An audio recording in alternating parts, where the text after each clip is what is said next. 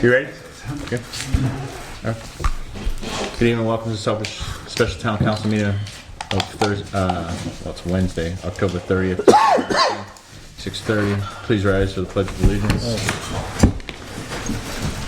Pledge allegiance to the flag of the United States of America and to the republic for which it stands, one nation, under God, indivisible, with liberty and justice for all. Roll call. Counselor Adams. Present. Counselor Patrono. Present. Counselor Daniel. Present. Counselor Durbin. Present. Counselor Lazo. Excused. Counselor Manna. Excused. Counselor Marquette. Counselor Nash. Excused. Counselor Steves. Present. Item 3, vote to ratify the extension agreement between the town of Southbridge and Viola North American Northeast LLC for 1 month period, November 30th. 1 month period through November 30th, 2019 for operation, maintenance, and management of the wastewater treatment plant. Is there a motion? So moved. Second. Discussion. Mr. Town Manager. Yeah, thank you, Mr. Chairman. You guys have been aware we've been negotiating this contract for quite some time. It's a 20-year contract with terms of 5 years a piece. We've been, in the last, I'd say, week or so, we've settled all the issues except for one major issue. And that major issue is a question of liability. And it's a significant issue because we want to reduce the amount of risk that the town has in terms of liability. And of course, Viola wants to reduce the risk that they have. So in the past 20-year contract, this was not in it at all. But the explanation I'm being given and Heather's being given is that in all the new contracts, while it wasn't in the contracts 20 years ago, it's a common feature in today's contracts with these treatment companies. They brought forward a proposal that basically said that it would cap, the liability for them would cap at the cost of their annual fee. And that frankly wasn't even remotely close, from my opinion, of what we should do here. And that even counted if they were negligent. Mm-hmm. And needless to say, there was no way I was going along with that.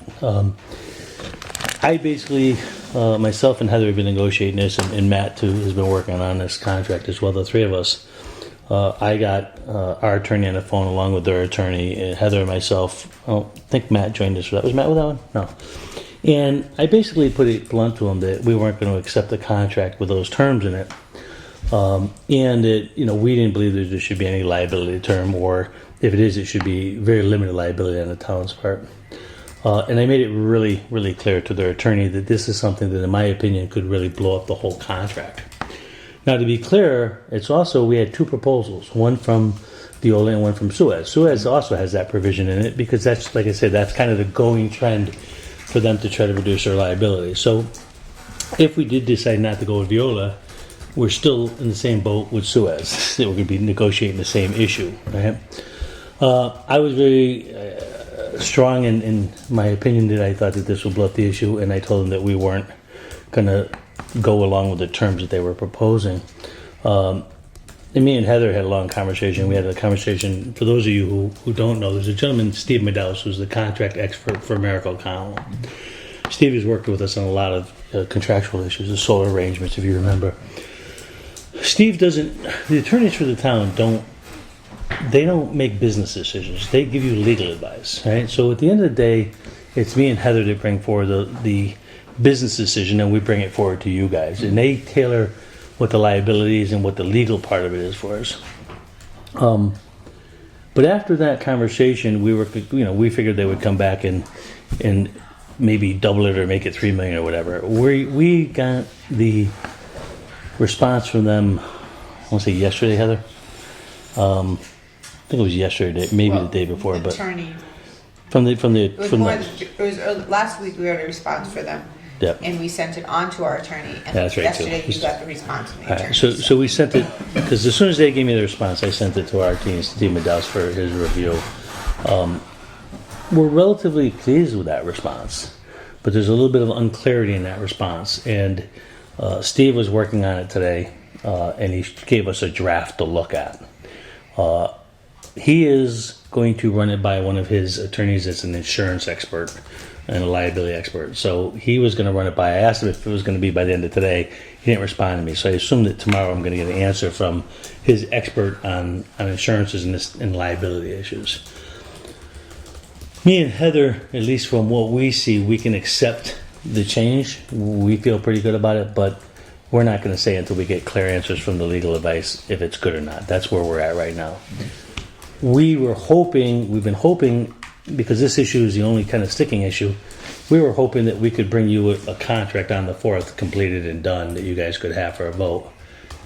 It's still possible that that could occur, but I'm not sure yet. So when we and Heather were getting to the end of it, I said, Heather, schedule a meeting to do this extension because I don't know that we're going to be ready for the 4th. So that's how we got to where we are now.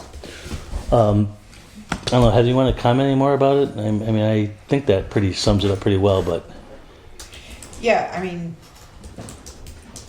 I think after we had the conversations with the attorney, their technical person reached out to me and said, okay, take this out of legalese for me, explain to me what the town's issue was, and I did, and then he's like, okay, now I can work with that because I think we're talking two different things.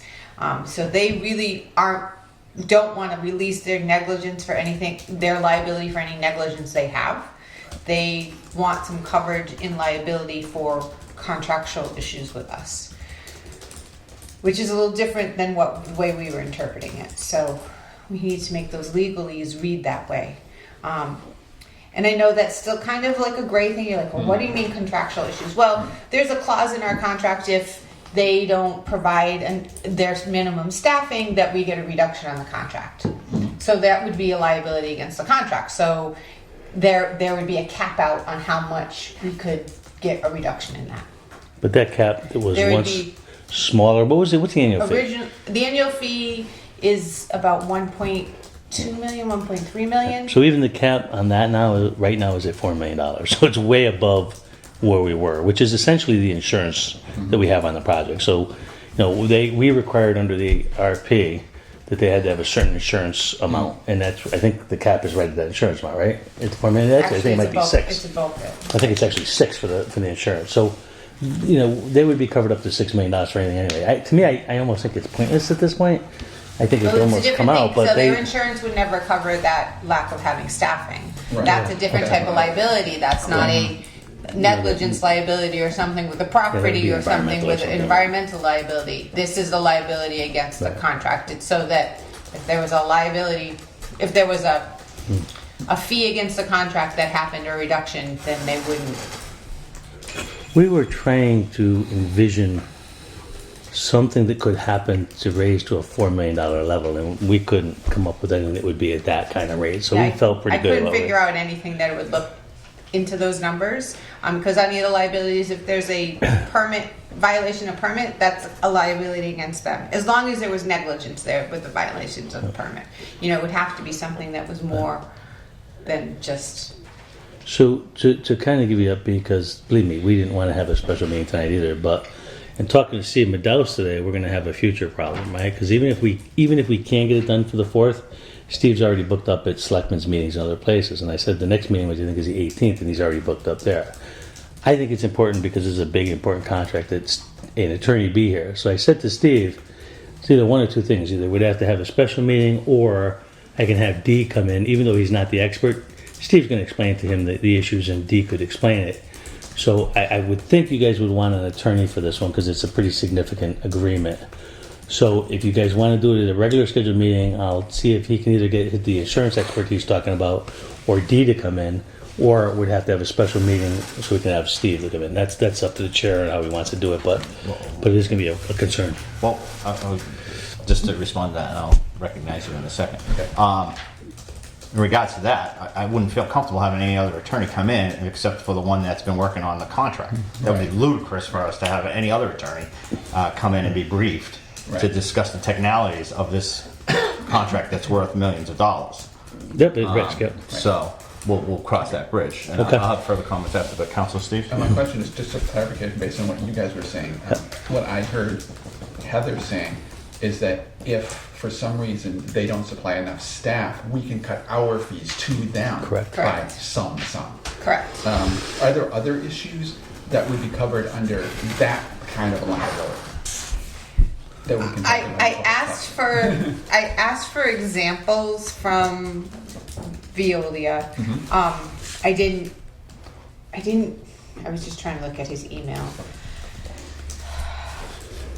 Inclusions to this would be counted towards the cap. Contract-based claims, for example, Veolia fails to landscape or remove snow and perform other maintenance services obligated by the contract, and the town is forced to hire a contract to do this work. This is a breach of contract claim. The cost of the town incurred would be part of that breach of contract against Veolia. That is not insurable, but it would be something that it'd be a liability against the contract.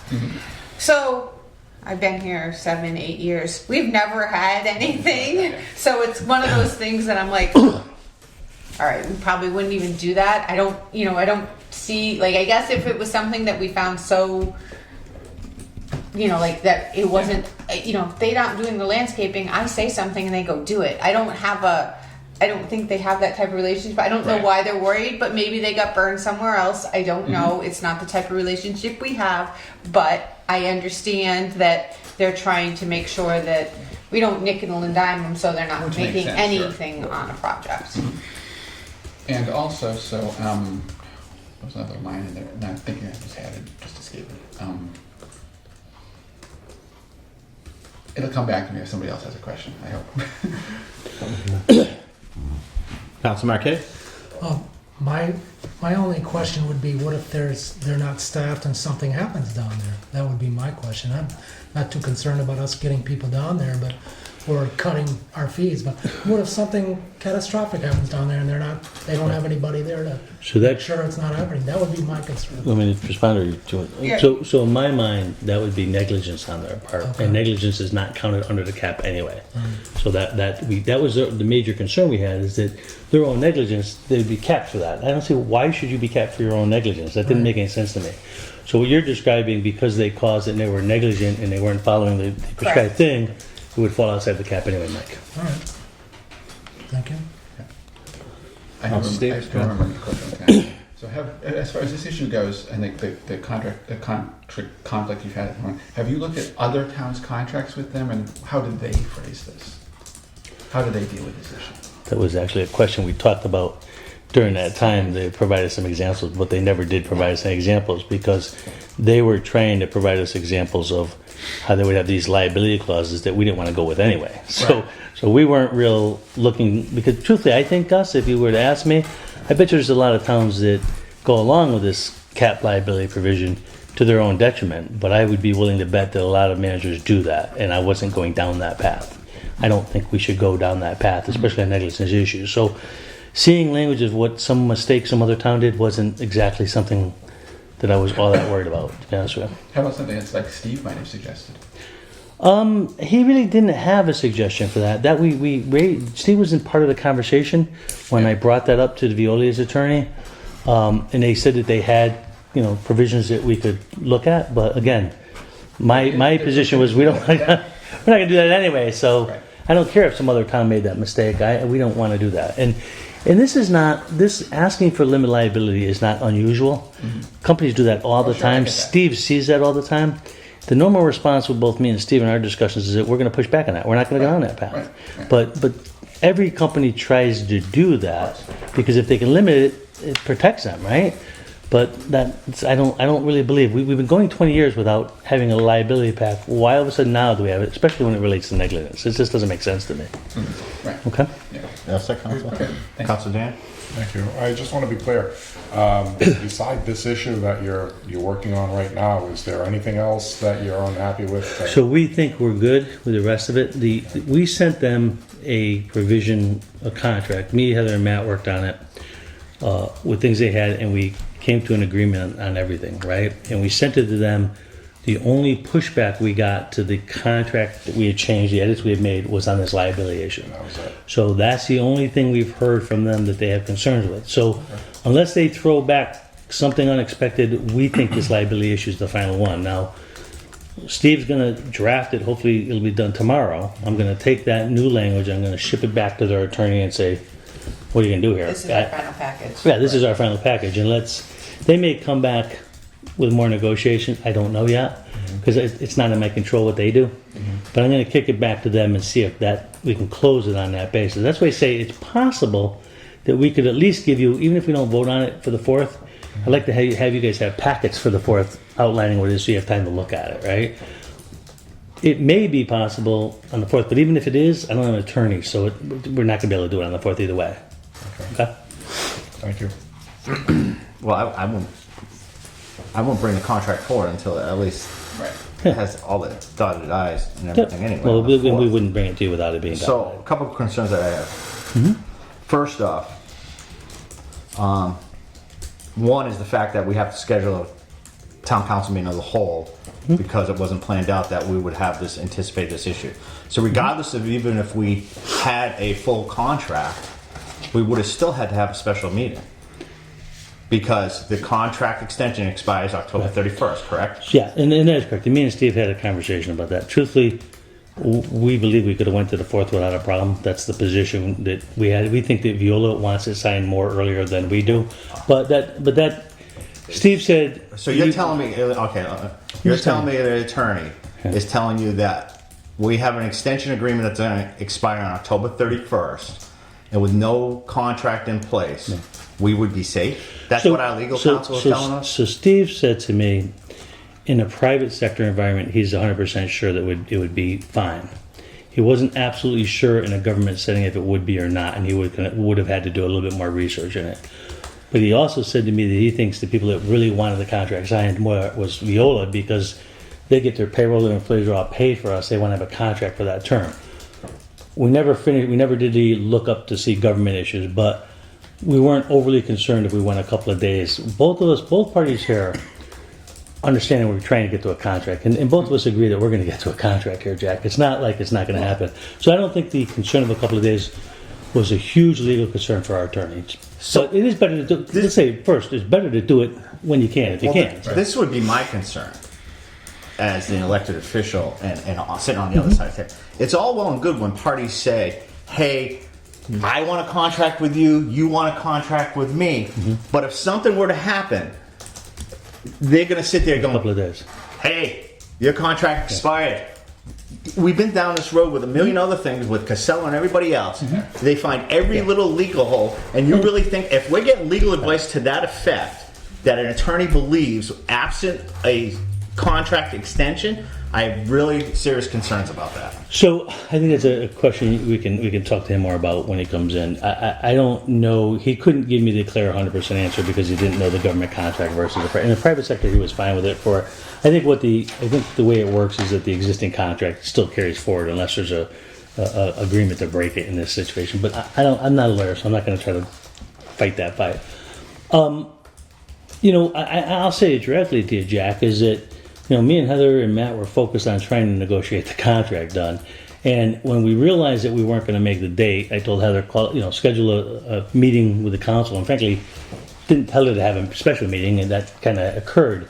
But our focus, I think, was mainly on trying to deal with this multi-million-dollar risk issue was kind of our priority. So I truthfully, like I said, I don't want to be here on a Wednesday night any more than you do. I'm glad you called the meeting because I think it's the safest thing to do. So I think it was a good thing. I had no intention to inconvenience the council anyone I want to be here myself, but it is what it is. Sometimes it doesn't work as neatly around having council meetings every 2 weeks is good. Could we have planned better? I was hoping we'd be done by now.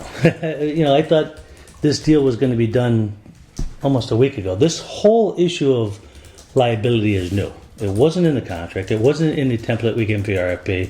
This is something that sprang out of the box from them that we did not expect because it wasn't part of the RFP or any of that. So I just want to respond to one thing. I have no problem scheduling council meetings to protect the town of Southbridge. And that's our job as elected officials, to protect the town of Southbridge. And that's what should be coming out of every office in this town. And thankfully, Heather did reach out to me because I got nothing from the town manager. Well, I asked her to. I asked her to do it. Regardless, that comes from you. You're the procurement officer. This whole bid comes from your office. These timelines, this is the third extension that we've done on this. Yeah. And I don't have any problem doing extensions, but we have to plan accordingly to protect the town. Okay, and I won't harbor that point, but if you're sitting here telling me that we're getting legal advice that we think that a contract that may have expired or has expired, that we've now negotiated 3 extension agreements and absent anything else, then I really want to have that conversation with legal, because that is concerning that somebody would give us that legal advice. Given everything else that, Yeah, in I my wanna- 25 years in experience in town government, that when you don't have a contract in place, that exposes you to huge potential risk. It's the risk. I understand what you're saying, and again, I was clear, and I'll make it clear once more, is that the attorney told me, because that discussion occurred today, the discussion was that he felt 100% comfortable would be no risk if it was a private contract, but he wasn't sure about a government contract. That's the discussion we had. Either way, the question, I guess, is, we've got to move forward with this. I don't doubt that we're going to have an agreement on this contract. Both parties want to get there. I think we're at a point where we're very close now. Heather agrees that we're very close, and I think if not by the 4th or shortly after, we should have something that you guys can vote on, and I can work with the chair to schedule a meeting for that accordingly. And of course, we're going to have to work with the attorney to make sure we have a date that works for him as well. Council Adams? So thank you, Mr. Chair. Just both questions were answered. One was negligence, because if we don't have a contract in hand and it hits the fan over there, and we don't have those personnel, you're telling me Viola would say, hey, it's all on us, not the town, especially after the extension expired. And Talking about the existing contract, or you're talking about the future contract? the What are we extension talking that we're on right now. So that already been answered that it probably wouldn't have. And then second is who actually called this meeting. So I got that answer. So both of my questions have been answered. Yep. Thank you. Anything further? Councilman Kidd? I would just like to say that, obviously Viola's playing hardball here, so I appreciate that they play hardball and don't let them try and get away with something. I'll come to any meetings you want to come to. I don't have any problem. And I'll be really That's clear. it. Thank you. I will. I'll be straight up. I played real hardball on this one. That's good. Because I really don't think that we should be exposed to liability, particularly as what I think they are probably getting away with other places. That I think it's absolutely wrong. And truthfully, Stephen, you can ask him when you talk to him. Steve was surprised with the response we got, that they came close to our position pretty quickly, but I basically told them that we might walk away from the agreement. That was my kind of position. And truthfully, I might have came here and recommended you do just that. You know what I mean? I'm not, in this one I was more than put out by the fact that it was thrown at us late, and I don't think we should have that liability, particularly in negligence issues. Why the hell should we be negligent for what somebody else does? We paid them to be professionals, and we expect professional treatment. If they're negligent, that's their problem. They should insure it. That was my position, was you guys should insure any risk that you have. You don't put that on us. They now say why they can't, given the money this contract's about, why they can't insure it. So I guess that reinforces my point. Then if they're playing hardball and negligence and they want to make sure they're covered, if we didn't have a contract in place or an extension agreement, you don't think they're going to push back on that? I'll just leave it at that. I mean, I understand. you're arguing that I point, understand but what you're you're telling me one thing, that they're playing hardball, we're playing hardball, and I appreciate Council Marquette's point. Yes, we should be playing hardball. We should make sure that these contracts are correct.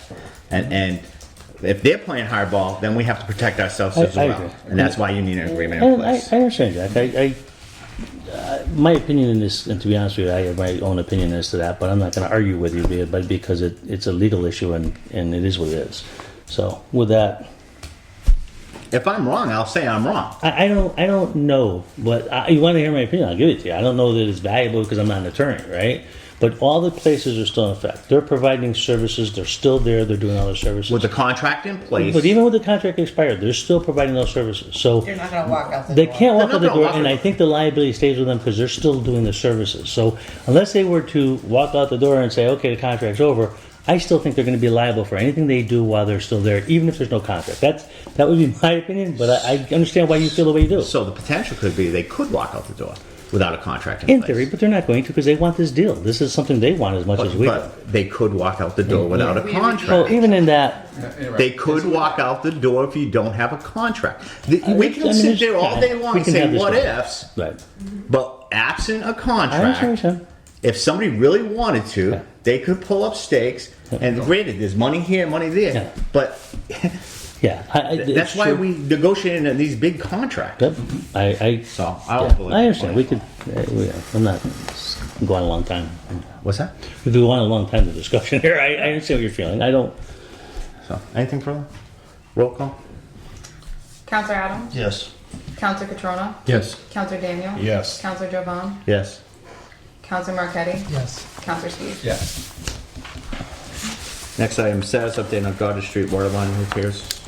We'll leave that to Heather. yeah, let's go, yeah. I mean, you know.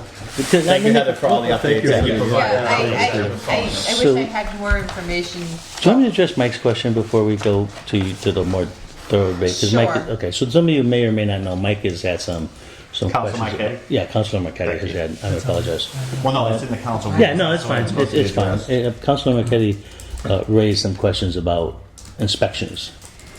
And what happens in these situations, and again, Heather, help me here if I'm wrong, because this is a environmental issue and I guess to some degree DPW. But when they find contamination, so we dug under, we found the contamination. Mike was saying we should have Department of Inspection Services here. Department of Inspection Services doesn't work with this issue. Our Department of Inspection does it. It's really DEP who deals with this issue. That's why I didn't bring Andy here tonight, and I thought we'd answer that for you in an email. But then I don't know if Andy called me later. I don't know if you reached out to him or what. But the issue is here that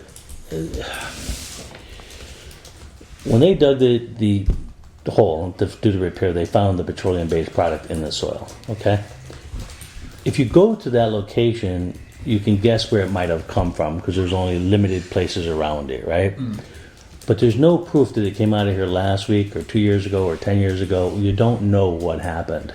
So there's no way we can go out and start blaming anybody until we actually have more documentation. So it's my understanding that DEP will look at all the records they have of who had petroleum projects and where it was and all that kind of stuff, and they will look at this issue. Now, the conversation me and Heather had, it could still be very difficult because the companies could be long gone by now. You know, the company that might have caused this may be long gone. So it's hard to charge, as you know, with all these houses and stuff, if people walk away, it's hard to charge somebody who's gone. But DEP will look at that issue and provide some information back to Heather about that. So we'll know better once DEP goes down that path, Councilor Marquetti.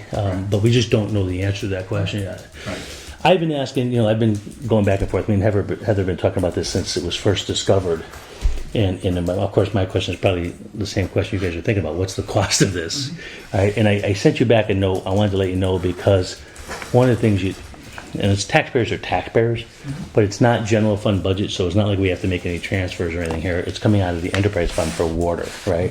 So that's something Heather will be talking more about. But I want you to know that it isn't going to mess up our regular general fund budget, right? So that's an issue. She gave me a kind of a guesstimate as a cost, and I don't know if she wants to even say Well, a guesstimate I of cost here even tonight, estimated but it's, you know, when I first worried about this, I was worried about hundreds of thousands of dollars, but it's nothing like that, as it turns out, just so you know. And I'll let Heather talk about the project and that issue. But that was my fear, is when you run into these issues, you can go hundreds of thousands, millions. I mean, you don't know. And that was my blatant fear when she called me that morning. Before we get to the specifics, I'm just curious, is there any chance that DEP will pin the liability on the town?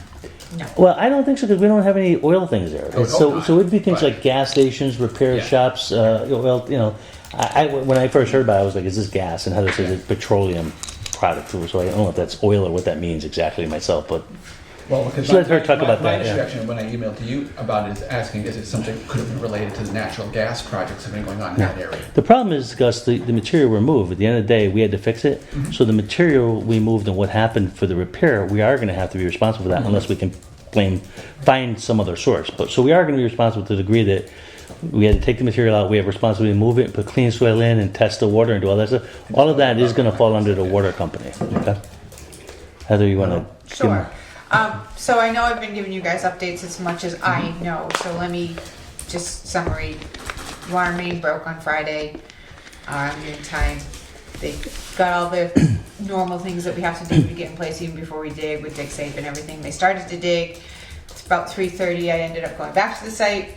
I don't know, call it a gut feeling that I felt like I had to check on them, but I did. And the first thing they said to me was, yeah, this dirt kind of stinks kind of bad. Come over here and take a look at it. And there's a sheen on the water. And I went, oh boy. Okay, everybody stop. So took a big breath, found an LSP, What is an LSP? LSP is a licensed site professional.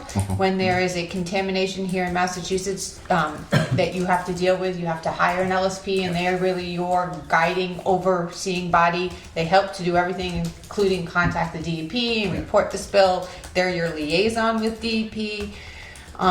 They know the proper procedures to do things, how to report it, what needs to be sampled, how to manifest it, what they need to do for Right. PPE, which is your personal protective equipment on site, Tyvek, whether you need a monitoring on site, all of that stuff. So I have to say he was incredibly helpful, very good, came, was on site with me, helped plan out. On Monday, we visited the site, we collected preliminary test pit samples, so we had a heads up on what we were dealing with. Because when you do these samples, it takes 24 hours even on a speed to get any data back. Right. So you're kind of in this circle of waiting. We talked about how we were going to do it, where we were going to stage equipment. We talked about who was going to do the digging, and who was qualified to do the digging. We went back and forth whether we were going to have our water department staff do it. RH White, being the water department's parent company, with their safety protocols, didn't feel comfortable having our staff because they are not 40-hour OSHA trained. They are 10-hour OSHA trained. There's different levels. OSHA 40 is a hazardous waste treatment training, HAZWOPER training. I'm familiar with that because in my past lives, as we say, before I was a DPW director, I used to actually do remediation site cleanups when I first graduated out of college. So I've been on these sites before. Some things have changed, but still I knew the basic rules. So we planned it out. I contacted a couple different contractors, not just RH White. I reached out to Jimmy Piappi. I said, I know you could do this. And he said, well, I am really busy. And if you really need me, I will come because that's what I do for you. But I really don't want to deal with really dirty dirt. And the pictures in the dirt that we had, there was actually oozing petroleum product at times. It's in a layer of clay underneath about 2 feet down, and it is staining the soils in that area. So we, he kind of respectfully declined. He said, if RH White's ready to be there tomorrow, then just have them do it. So that's why I proceeded, because I did have them already on standby. They came, they had the proper equipment, they worked really well with the LSP and this disposal and hauling company. We loaded right into roll-off, so it was never a question of how are we going to store this. It's right in a roll-off, all contained, all watertight. We had a pump truck there to get the groundwater, and that went to a frac tank. So we devised a plan that we flushed the line before we sealed it back up again, both ends, so we could wash anything that was in it out into the hole and sucked it out. Today we flushed that line, now that it's repaired, into the frac truck twice, collected a sample for bacteria and for petroleum products, for VOCs, and we will have that sample back tomorrow. Everything goes well, which we don't expect anything not to go well. We should be able to turn everybody on tomorrow and remove the bypass line. In addition, on Friday night, we had to have a company called Hydrotech, which we've used before for different things. They've tapped things, they've helped for leak detection. They're kind of a general all-purpose water utilities assistance. They can do water lines, they do testing a lot of times, they do different things. We use them, they're always around, they're very knowledgeable and can kind of help. They had the bypass equipment in-house, or could get their hands on the PEX piping and everything that we used to do the bypass, which allowed us to get water back into the 5 houses on the one side, 6 houses. We were able to jump from one side and provide them water for non-potable purposes because we hadn't tested it. Even though it was our water, because the lines weren't tested and disinfected, knowing that they were good, even though they're clean pipe, you can't tell people they can drink it. We actually collected, after consulting with DEP, and I'm like spinning around here, bacteria samples in each house. Those have come back clean, so the good news is, even if somebody didn't, we have all data that there was no bacteria, anything in any of those lines. So, we're renting that right now. We have the cost of the people that were on site for RH White. We have the sampling cost. We have the LSP cost. We have the disposal and hauling cost for the people that were there on site, and then the disposal. I'm guessing still it's going to be in the $25,000 to $30,000 range. Not what we thought. All right. I mean, as I get more data in and more prices in, we'll have better sense. I'm really appreciative of everybody who worked really quickly, coordinatingly. Everything went very smoothly. The residents have been good and informed, and we got notices out to them on on Friday. Water to them on Friday night.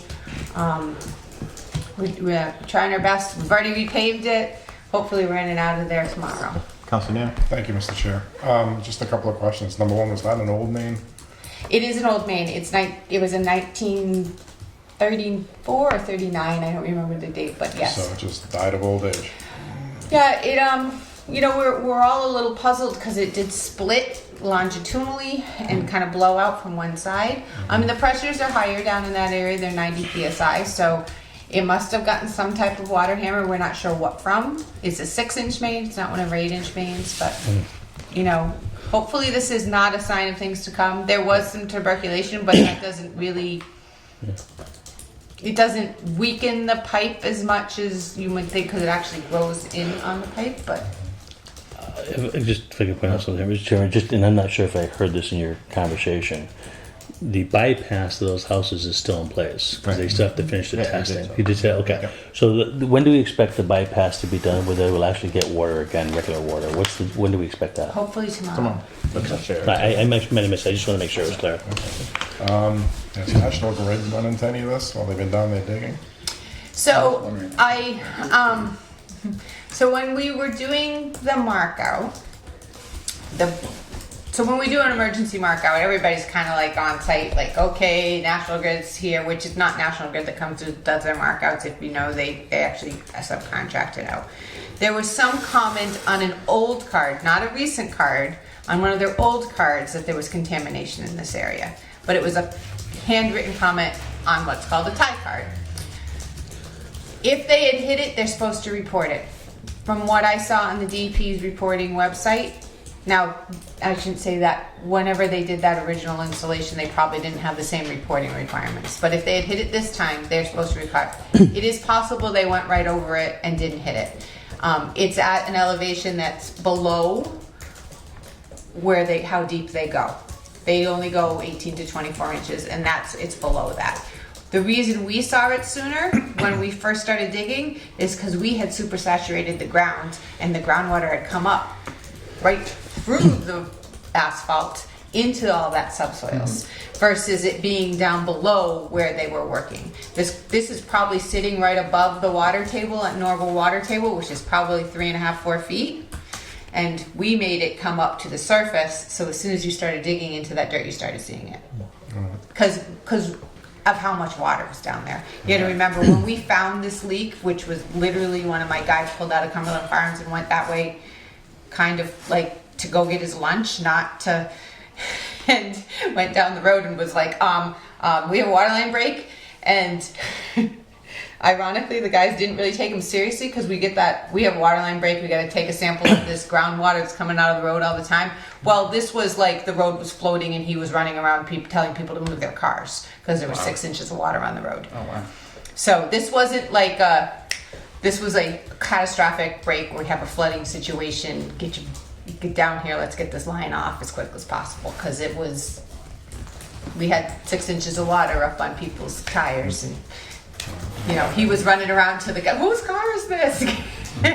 So it happens. We were lucky it didn't last longer and have caused a bigger problem because the road was lifting, it was floating, it was.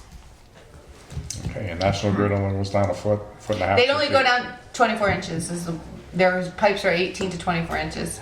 So I didn't call Nuco and say, hey, but they didn't report it. There's nothing on any of their cards. And truthfully, even if they did, they wouldn't report it to me.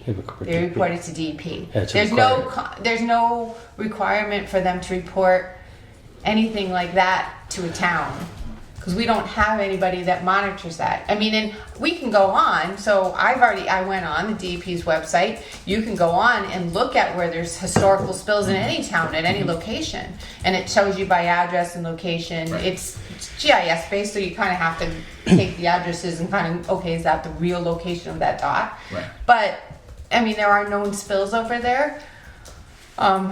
there at 6 DuPaul, which is where that church, that parking lot is, that church, that there's monitoring in there.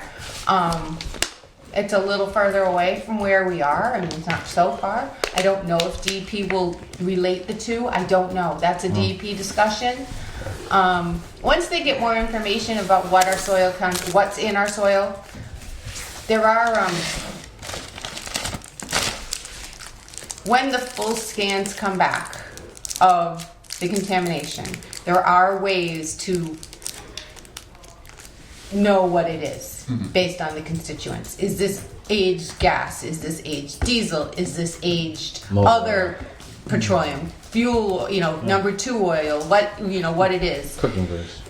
You can, based on what the petroleum scans show you, what the VOCs show you, you can make some determinations. In addition, you can make some determinations based on how fast it broke down.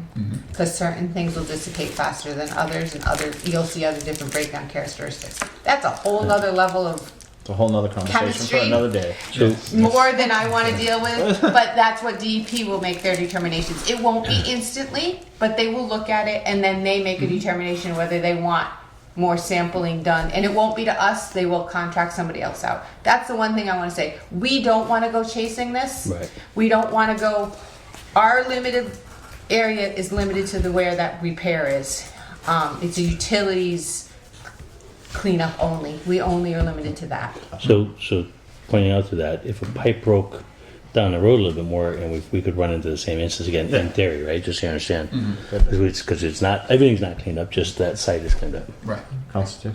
I mean, a couple of things that are related kind of to that issue. First off, is there any risk that the stuff that had leaked, that any of that stuff had leaked into the pipe before the breach? You mentioned testing. That was the question about the testing. Why you're flushing the Yeah, I lines. just wanted to clarify. So we're testing not just for bacteria. Right. Yeah. We're testing for both. Right. Before the breach, no, it won't go in, because remember, our pipes are at 90 psi pressure. Okay. So things can't get in there because they're not pressurized. They're basically at atmospheric pressure. Everything for our stuff is going out. Okay. So that's part of the reason we flushed it really well after we took the pressure off. Yes, then things could have gone in, but we had it isolated. We isolated at 2 locations. Okay. Everybody's house is turned off at their meter and at the street, Okay. so that nothing could get cross-contaminated while we were doing work. And then it's Okay. isolated at the 2 valves. And we had really good shutdowns at both times. So we weren't having any leakage coming in, which is good. But Good. yes, not, once it broke, then stuff could have got back in. That's why we copiously have flushed this line. Right. Good. Good. Also, so what's the chance that we may end up having to dig up a larger area? You mentioned that that we're technically responsible for that small Correct. pocket, whatever. We don't. But DP will not come back to us and tell us to dig it up. Is what I've been told by our LSP. He's like, Okay. your responsibility ends at your repair. If Okay. they want to do anything else, it's DP will go after somebody else to do it. It's not going to be on the on town. us. It's Okay. not on Okay. us, That's which good. is what we want. We don't want to go chasing. right, I don't. If this is a cleanup where they found a tank on somebody's property and they had to chase the contamination, you follow that contamination until you get all of it, until the samples are clean. Right.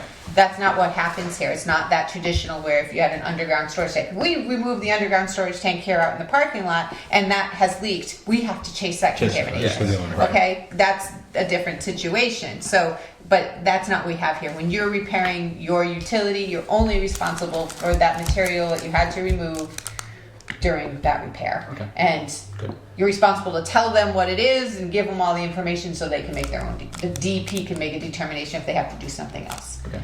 And did we determine what the cause of the pipeline breach was? No. No. It could be just age. You have a question, Mark? Yeah, I'm just wondering if there are any wetland issues. You can probably anticipate my question. And if so, was Eric, the agent, notified? No, well, then the reason I say no is because although the water was obviously getting, the water from the water line break obviously went down catch basins and things of that nature. The contamination wasn't coming up to the surface until we broke the surface. And none of the water that was in the excavation ever left the excavation. So it was all contained until we could get a pump truck there. And that's part of the reason why, there's multiple reasons why we stopped, but because we couldn't handle the water was probably the biggest one on Friday night. You know, we don't have a vac truck or a frac tank or anything like that to store contaminated water in, so we were talking about putting it in drums, and we could look at that excavation, what we had open, and said, yeah, that's not gonna happen. So in that way, no. I don't believe there was, I didn't have, nothing got out, it was all contained, cleaned up, we're good. Okay. That's why we staged directly into roll-offs and all of that. Very good. Anything further? No? Councilman Marquetti? The only reason I was asking that our own inspection services check it out, just to find out where it's coming from. I mean, that place across the street there used to be a bakery. Previous to that, it used to be an auto shop. Automotive. Many years ago. But Yep. then there's other companies around there. There's Cumbies, there's McKinstry Oil. Yeah, that, the old McKinstry oil is the one that already has the reported spills on it. Right. So, if DEP believes it's that, my gut is this is historic. This meaning that it's been there for a long time. It's not recent. It's something that, and even the LSP kind of said it, you know, he's like, see that gray, that's historical, it's been here a little longer. I don't know, I haven't gone in and say, what are you doing with your oil that you're collecting, and you have the I'm not gonna go do that. Do you have, I get it. you know, but there's But no you know- reason to believe that it's current. And you know what will happen at DEP? We'll just fine them, but they'll keep the money. We won't get anything. Well, So- no. Well, but if DEP found them responsible, they would hold them responsible for the cost of the cleanup also. If they even exist. Well, If that- they Well, even that's the exist, catch, I yeah. mean. Right. That's always the problem, is that they But I don't think it exist. should be, it's worth looking into, finding out. It's gonna just happen again. Yeah, well, It came from somewhere, right? It had to come from somewhere. So, If I could, just so understand, the LSP is a licensed site professional, right? Yeah. They have to report everything they find to DEP. They're required to, or they could lose their license, the licensure. So they will report all the information they get to DEP, and then DEP will do the investigation of, because they have history of where all that oil and stuff is placed. So that's how that will work. But for those of you that were involved in the landfill issue, remember Jeff Arps was the LSP for the landfill for Ty and Bond. Same concept. He's in charge of the whole site, overlooking every report, every test, everything else. The LSP in this case is the same situation. Doesn't matter who he works for. The answer is to DEP for the responses to the investigation. Council- Just to respond to Councilman Marquetti a second ago, is that you're right, it could have come from, could still happen, could be other issues, but I mean, there's been so many uses down in that area for the last century or 150 years. Who knows? I mean, there was an armory down there, there've been multiple auto-related businesses down there, there's been all kinds of industries down there. Who knows where it came from? It could have been there for 100 years. That's why I'm glad it's 30 grand and not 400 grand. Anything further? No. All right, thank you very much. Thank you, everybody. Motion to adjourn? Jack, I'll talk to you once we get more information as to when we set the